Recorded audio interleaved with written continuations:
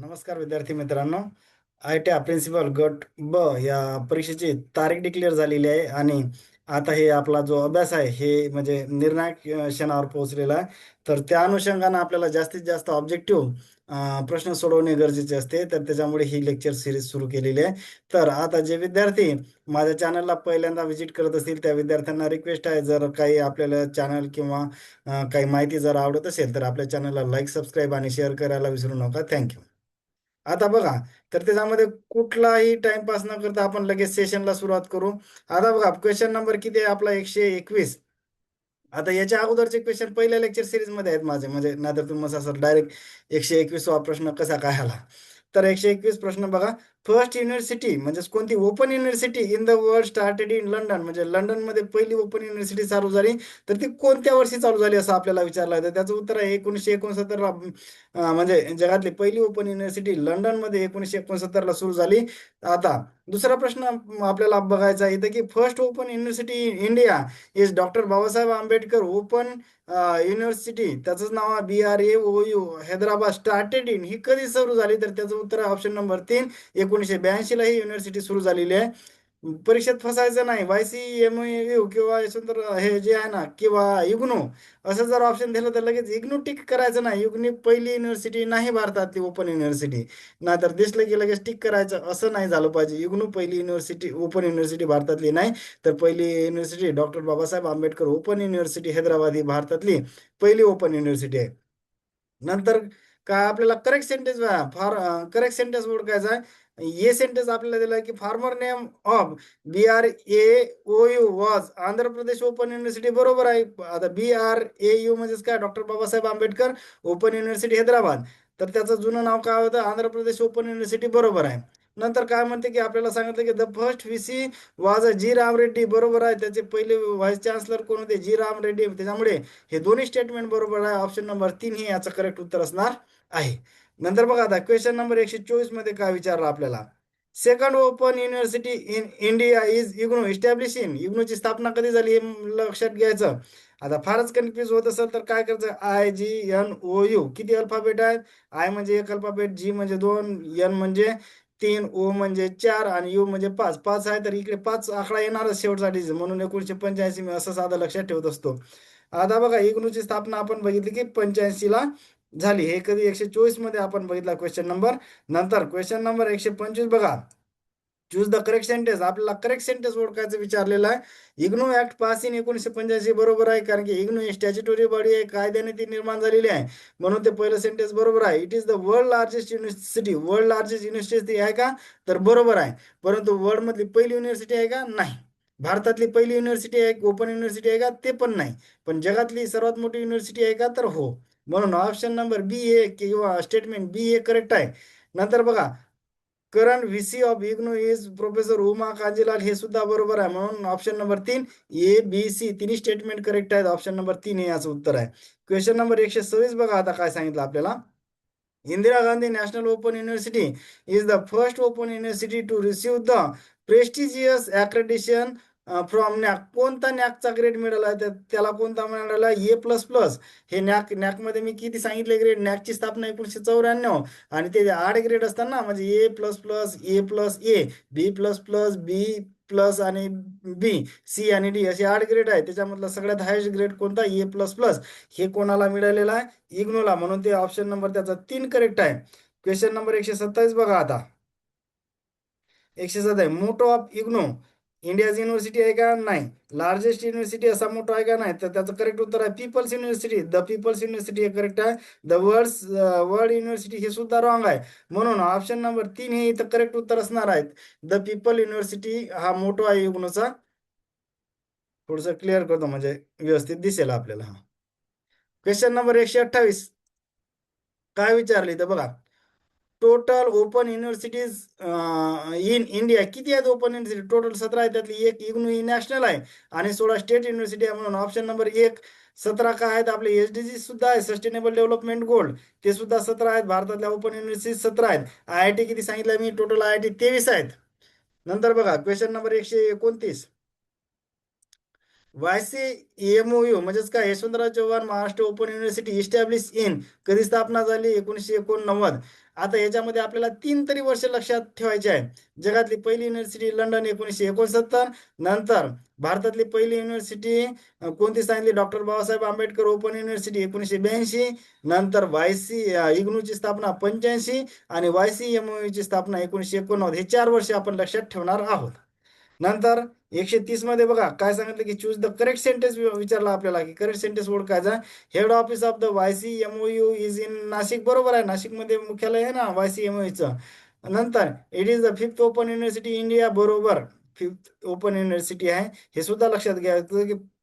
आणि महाराष्ट्रातील म्हणलं तर पहिली, भारतातली म्हणलं तर 5वी open university. Motto of YCMOU is ज्ञानगंगा घरोघरी. बरोबर आहे. इग्नूचा काय मोटो होता? द पीपल्स युनिव्हर्सिटी, हे इग्नूचा मोटो होता. YCMOU मोटो काय? ज्ञानगंगा घरोघरी. त्याच्यामुळे ऑप्शन नंबर 4 तिन्ही सेंटेन्स हे बरोबर आहेत. आता बघा क्वेश्चन नंबर 131 काय सांगितलं आपल्याला. Choose the correct sentence.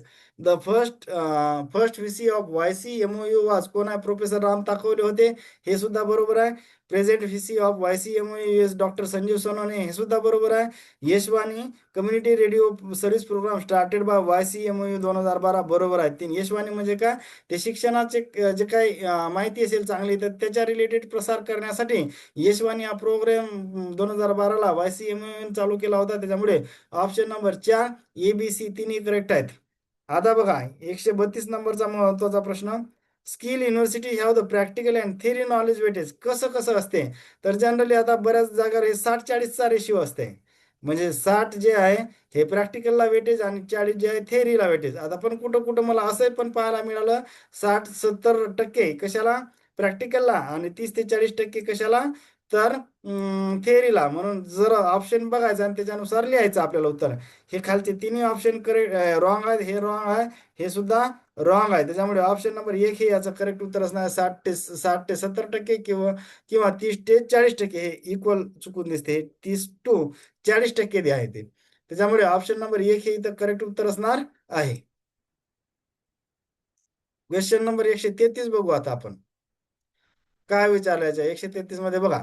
First private skill university in India as a SSU म्हणजे काय? सियाकाम स्किल युनिव्हर्सिटी. कुठं आहे ती?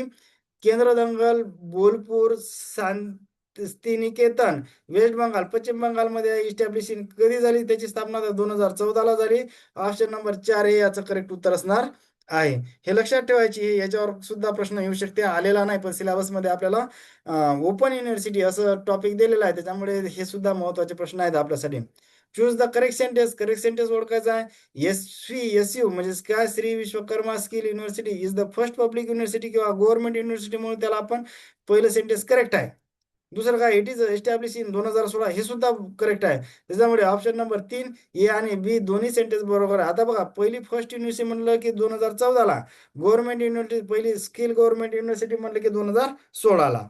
नंतर बघा क्वेश्चन नंबर 135 मध्ये काय सांगलं? SVSU म्हणजेच कोणती? Shri Vishwakarma skill university present in. कुठं आहे ती युनिव्हर्सिटी? गोव्यात आहे का? नाही.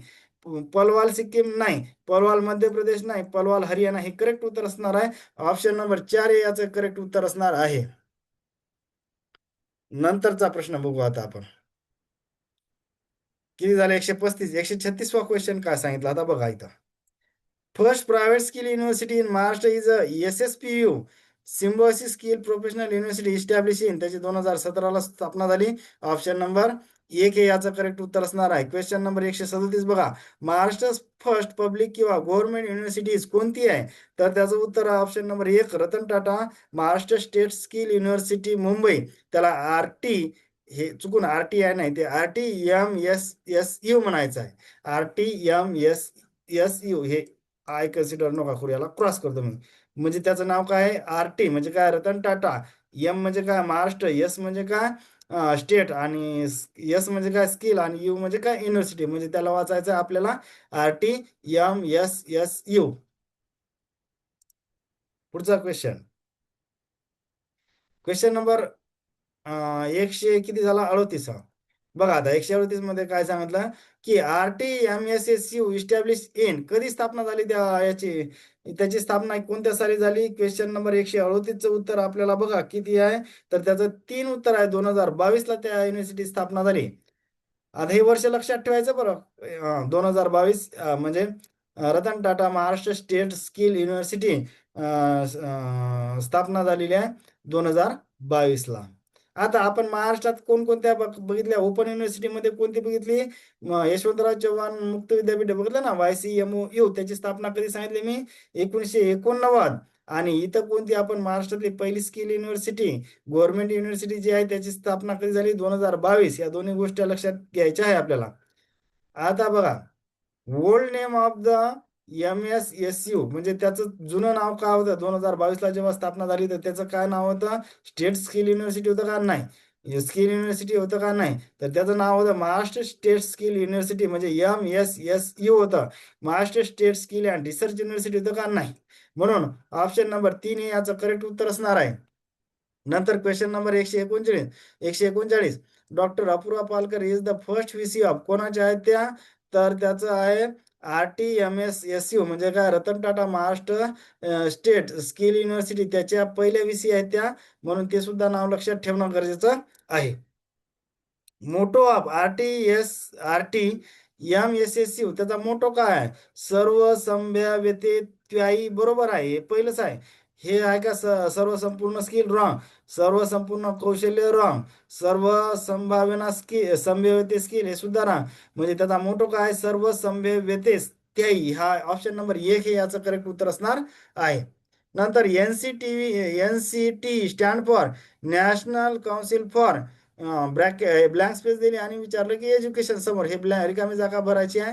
इथं टीचिंग पहिला आहे, टीचर एज्युकेशन आहे का? Question number 141. दुसरं आहे टेक्निकल, हे तर अजिबात नाही. हे म्हणजे काय झालेलं आहे तर अजिबात दूर दूर नाही. नंतर टीचिंग आहे का? तर हे सुद्धा नाही. तर त्याचं टीचर एज्युकेशन आहे, म्हणजेच काय? National council for teacher education हे याचं करेक्ट उत्तर असणार आहे. Option number 1 141चं. आता क्वेश्चन नंबर 142 बघा. NCT इस्टॅब्लिश इन कधी स्थापना झाली त्याची? 1995 ला स्थापना झाली. आणि त्याचा जो NCT ऍक्ट होता तो 1993चा आहे. तर त्याच्यामुळे 143चा ऑप्शन नंबर 3 हे करेक्ट असणार आहे. म्हणजे NCT ऍक्ट जर म्हटलं तर आपल्याला 1993.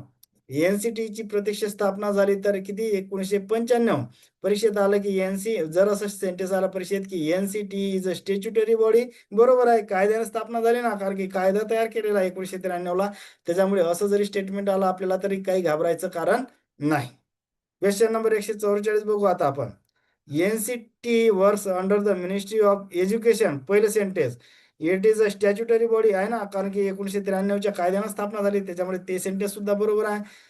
NCT headquarter is in Delhi, बरोबर. म्हणून ऑप्शन नंबर 4 ABC तिन्ही करेक्ट आहेत. आता क्वेश्चन नंबर 145 बघू आपण. रिकामी जागा सोडली. Is establish with the mandate to achieve the plan and coordination development of teacher education throughout the country. आता टीचरच्या रिलेटेड आहे म्हणल्यावर का ऑब्विसली काय येणार त्याचं उत्तर? NCTE. म्हणजे 145चं उत्तर काय असणार आहे? ऑप्शन नंबर 2 हे याचं करेक्ट उत्तर असणार आहे. थोडस क्लिअर करतो. हा, 146. Question number 146. What is the full form of NITIE? काय फुल फॉर्म? नॅशनल इन्स्टिट्यूट ऑफ, रिकामी जागा दिलेली आहे आणि पुढे दिलेला शब्द इंजिनिअरिंग, तर काय इन्स्ट्रुमेंटेशन इंजिनिअरिंग आहे का? नाही. इनोव्हेशन आहे का? नाही. इन्स्ट्रक्टर आहे का? नाही. तर त्याचं करेक्ट उत्तर आहे ऑप्शन नंबर 2 इंडस्ट्रीयल. 146चं उत्तर जे असेल ते किती सांगितलं मी? 2 नंबरचं ऑप्शन, म्हणजेच NITIEचं करेक्ट फुल फॉर्म काय असणार आहे? National institute of industrial engineering हे त्याचं करेक्ट फुल फॉर्म असणार आहे. क्वेश्चन नंबर 147 बघू. National institute of industrial engineering establish in कधी स्थापना झाली? 1963ला. आता हे बघा, त्याच्या अगोदर एक सांगतो की मी 1961ला कोणती होती आपली? NCERT. त्याच्यानंतर 1962ला कोणतं होतं? आपलं नायपा होतं ना. आणि 1963ला कोणतं आहे? NITIE. हे म्हणजे तिन्ही सिरियली स्थापना झालेल्या आहेत, तर त्याच्यामुळे फार कन्फ्यूज व्हायचं कारण नाही. आता क्वेश्चन नंबर 148 बघू आपण. चूज द करेक्ट सेंटेन्स आपल्याला ओळखायचं आहे. National institute of industrial engineering focus on the industrial engineering operation and supply management correct आहे. त्यात जनरल स्टेटमेंट आहे, कुठेही चुकीचं दिसत नाही. नंतर head office is in Mumbai, बरोबर, मुंबईला त्याचं हेड ऑफिस आहे, इथं लक्षात घेणं गरजेचं आहे. NITI now converted into IIM Mumbai from 2023, बरोबर आहे. त्यामुळे ऑप्शन नंबर 3 हे याचं करेक्ट उत्तर असणार आहे, ABC, म्हणजे ऑप्शन नंबर 3. आता आपल्याला बघा काय 149, correct the full form of SIV चं काय फुल फॉर्म आहे, स्किल इन्स्ट्रक्शन आहे का, नाही. नंतर इन्स्टिट्यूट आहे का, नाही. इन्स्ट्रक्टर आहे का, नाही. तर त्याचं करेक्ट उत्तर आहे skill innovation and vocational education, म्हणून ऑप्शन नंबर 2 हे इथं करेक्ट उत्तर असणार आहे. नंतर क्वेश्चन नंबर 150 बघा, आता काय सांगितलं, चूज द करेक्ट सेंटेन्स आपल्याला इथं ओळखायचं आहे. काय म्हणते की ISC म्हणजे Indian school certificate examination establish in 1958, बरोबर. Head office of the ISC is in Delhi, बरोबर. दोन्ही वाक्य बरोबर आहे. ऑप्शन नंबर 3 म्हणजे ISC ची स्थापना कधी झाली, इंडियन स्कूल सर्टिफिकेट एक्झामिनेशन, त्याची स्थापना 1958ला. त्याचं हेडक्वार्टर किंवा मुख्यालय कुठे आहे, दिल्लीला, म्हणून ऑप्शन नंबर 3 हे दोन्ही सेंटेन्स करेक्ट आहेत. पुढचा प्रश्न घ्या आता. 151 काय विचारला आता आपल्याला 151 मध्ये बघा, ISC is an academic qualification awarded by conduct exam, कोण कंडक्ट करते, त्याचं council for the Indian school certificate examination म्हणजे CICSC. नंतर 152 मधला क्वेश्चन बघू आपण काय सांगते, चूज द करेक्ट सेंटेन्स आपल्याला इथं ओळखायचं आहे. ISC is a private non government board of an India, बरोबर. गव्हर्नमेंट बोर्ड नाही, ते प्रायव्हेट आहे, त्याच्यामुळे पहिले सेंटेन्स करेक्ट आहे. It's purpose for the secondary education certificate India, दोन्ही बरोबर सेंटेन्स आहे. ऑप्शन नंबर 3 हे करेक्ट उत्तर असणार आहे. CISC म्हणजेच काय, council for the Indian school certificate examination conduct the examination कोणकोणत्या घेते ते, 10वीचे घेते का, म्हणजे ISC घेते का, हो. नंतर ICSE घेते का 10वी लेवलला, तर हो. दुसरा इंडियन स्कूल सर्टिफिकेट म्हणजे ISC 12वी लेवलला घेते का, तर हो. नंतर CV म्हणजे काय, certificate of vocational education class 12वी लेवल म्हणजे घेते का, तर हो. म्हणून ऑप्शन नंबर 4 ABC हे तिन्ही करेक्ट आहे. नंतर बघा क्वेश्चन नंबर 154, ICSE म्हणजेच काय आपण लिहिलेलं आहे की Indian Indian ISC Indian certificate of school education लिहिलं ना, हा. तर बघा ISC candidates are required to enter 6 subject and out of 6 subject 2 compulsory subject कोणते आहेत ते विचारले आपल्याला. सायन्स मॅथ आहे का, नाही, त्याच्यामध्ये कंपल्सरी नाही. इंग्लिश मॅथ आहे का, ते पण नाही. म्हणून इंग्लिश आणि SUPW म्हणजेच का सोशल युजफुल प्रोडक्टिव्ह वर्क हे सब्जेक्ट कंपल्सरी आहे. आता मी जेव्हा माझं पहिल्या लेक्चरमध्ये ऑब्जेक्टिव्हमध्ये SUPW हे कन्सेप्ट कधी आला, 1977च्या ईश्वरभाई पटेल कमिटीच्या शिफारशीने हा कन्सेप्ट आला, हे पण लक्षात घ्यायचं आहे. म्हणजे ICSE ला मॅन्डेटरी 2 सब्जेक्ट कोणते आहे, इंग्लिश आणि SUPW हे 2 सब्जेक्ट सुद्धा आपल्याला लक्षात घ्यायचे आहे. ऑप्शन नंबर 3 हे याचं करेक्ट उत्तर असणार आहे. हे ऑप्शन 4 आहे, हे चुकून 4 झालं. म्हणजे त्याचं करेक्ट उत्तर काय, इंग्लिश आणि SUPW हे याचं करेक्ट उत्तर असणार आहे. 155 CISC gives the Derozio award for the work, कोणत्या वर्षासाठी डेरोजिओ अवॉर्ड देते, सायन्स टेक्नॉलॉजी आहे का, नाही. फॉर एज्युकेशन आहे का, नाही. नंतर फॉर ह्युमन एनरिचमेंट आहे का, नाही. त्याचं करेक्ट उत्तर आहे 4 for education and human enrichment. नंतर 156 नंबरचा क्वेश्चन बघू काय विचारला आपल्याला, ब्लँक स्पेस दिली. The frank Anthony founder chairman of CISCI किंवा CISCE आहे ते, CISCE असं.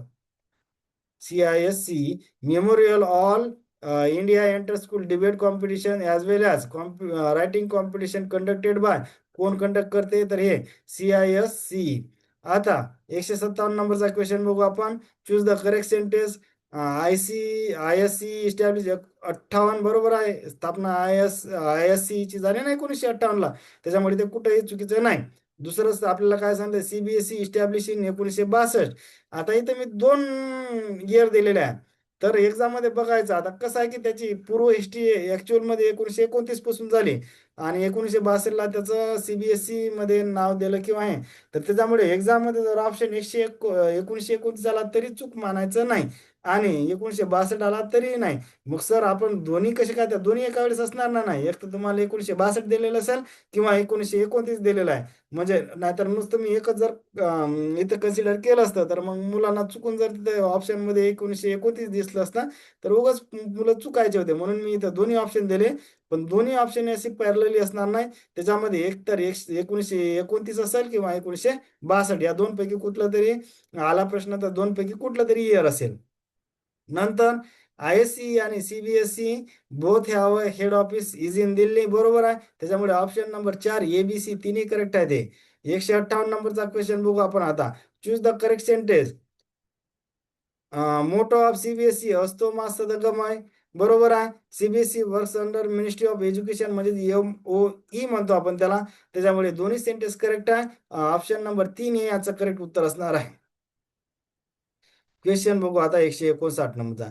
CBSE is a government board for, कशासाठी आहे? प्रायव्हेट स्कूलसाठी का सेपरेट आहे? पब्लिक स्कूलसाठी आहे का? तर आहे. मग हे लगेच टिक करायचं का नाही? बघा आता आता कसं की फास्टमध्ये आपल्याला दिसते प्रायव्हेट स्कूल, अरे हे बी बरोबर आहे. मग पब्लिक स्कूल हे बी दिसते, पण मोस्ट करेक्ट आन्सर काय आहे याचं? Option number 3 private and public school. नाही तर दिसलं की लगेच वर टिक करून गोला मारून गोला किंवा त्याला टिक करून पुढे जायचं नाही.